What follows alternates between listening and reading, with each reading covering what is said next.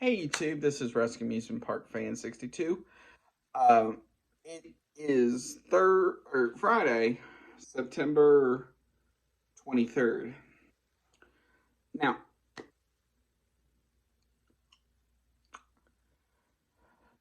Six Flags' future. Now, we all have our opinions on their current CEO, Salim Basul. I hope I said his name right. But his future, honestly, is going to rely on probably, I say, within the next year. First, his future is going to be based off quarter four um, performance, which, if you don't know, quarter four, which will include Fright Fest um, and then Holiday in the Park. Now, the problem with that is this. Past Fright Fest, most of the parks, minus some, are going to close. Um, I believe the only parks doing Fright Fest or Holiday in the Park that I'm aware of is some of the ones that make the most money for the chain. So, like Great Adventure, Magic Mountain, Fiesta Texas, Over Texas, parks like that. Um, because I know St. Louis is not doing it. I don't think Great America is doing it, and others. So, um, you have that.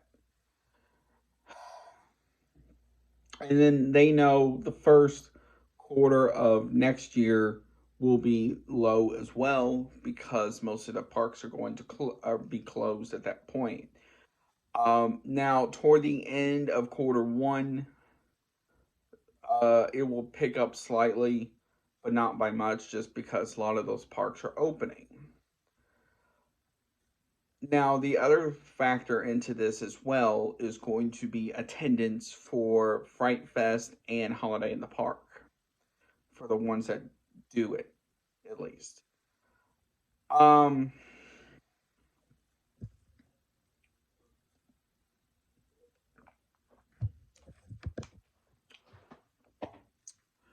Now, second thing is how well are those parks going to be staffing wise and also attendance wise next season?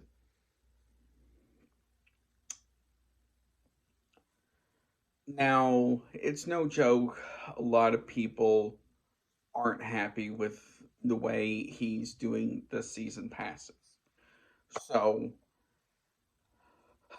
the problem mostly is going to be how is he going to make people want to buy a pass for next year or renew their pass for next year. That's the problem. Um, and then also too, how is he going to get people to work for Six Flags? Because in certain markets, um, Six Flags parks are in, there are multiple options for people to work, not just Six Flags. Like Magic Mountain, you have, the Disney parks, the Universal parks, SeaWorld, and all them.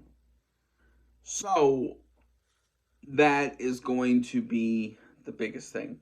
The next thing is how well does Six Flags parks do during the certain times of the year where they know in the past they have been busy? So stuff like spring break, when the water parks open, 4th of July, uh, getting near uh, school time, stuff like that. That is going to be the biggest one. And lastly, is going to be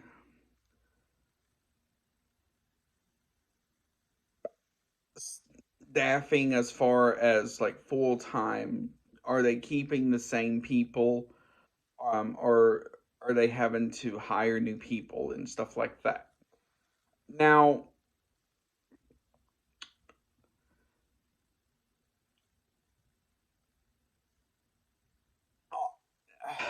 now the next thing is this is based off what I just said. Um, the Six Flags boards can do one of two things. They can either be like, yes, he's making us money, or be like, he's not making us what we thought he's going to be, so he has to get out. Um, but the main problem is this. While I agree with what he said about the Six Flags parks and the teenager problem, it's just the way he has done it. Um,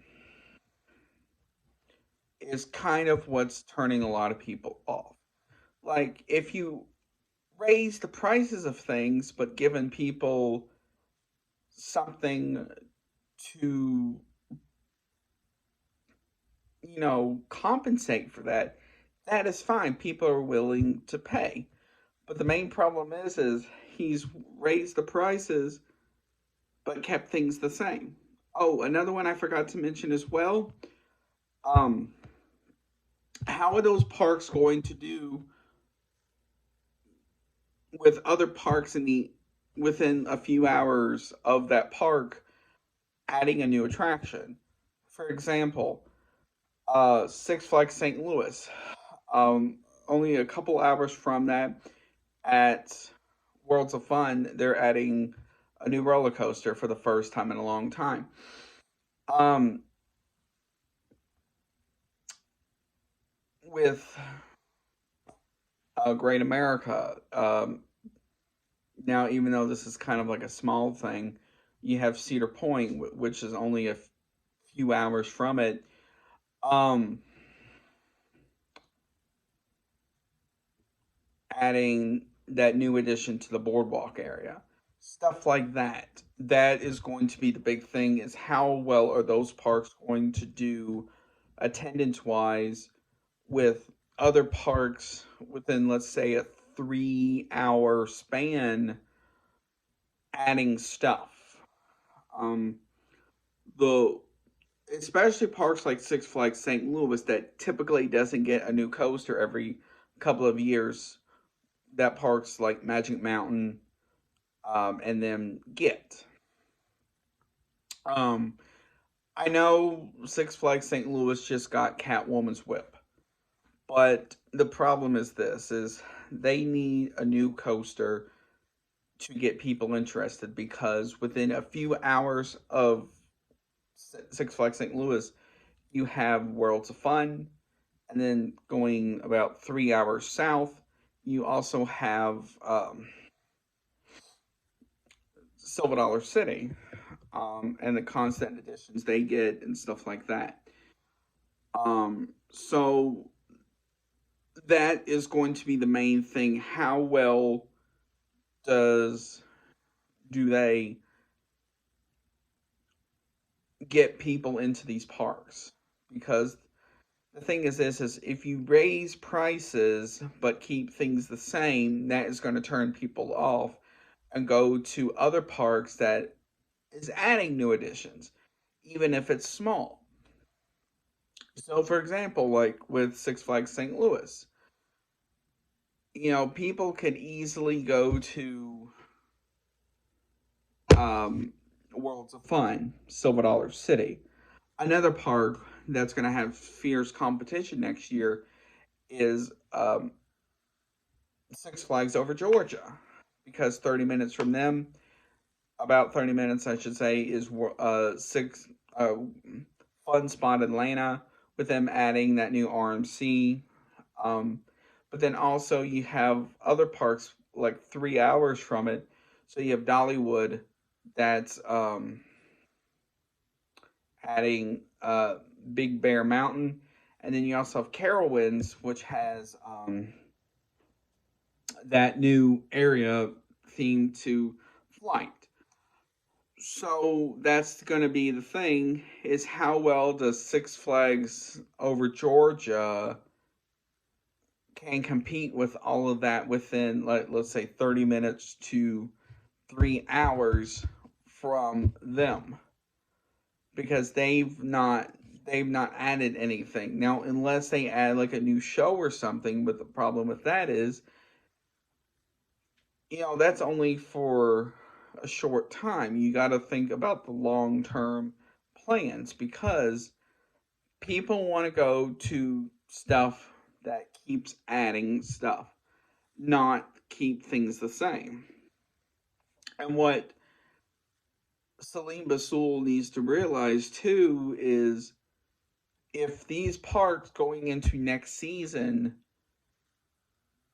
their attendance keeps going down and down and down, that's going to make a lot of people not happy, because for the ones that are coming in, who knows how many of those are season pass holders to Six Flags, and how many of those are just like 1 day tickets or 2 day tickets.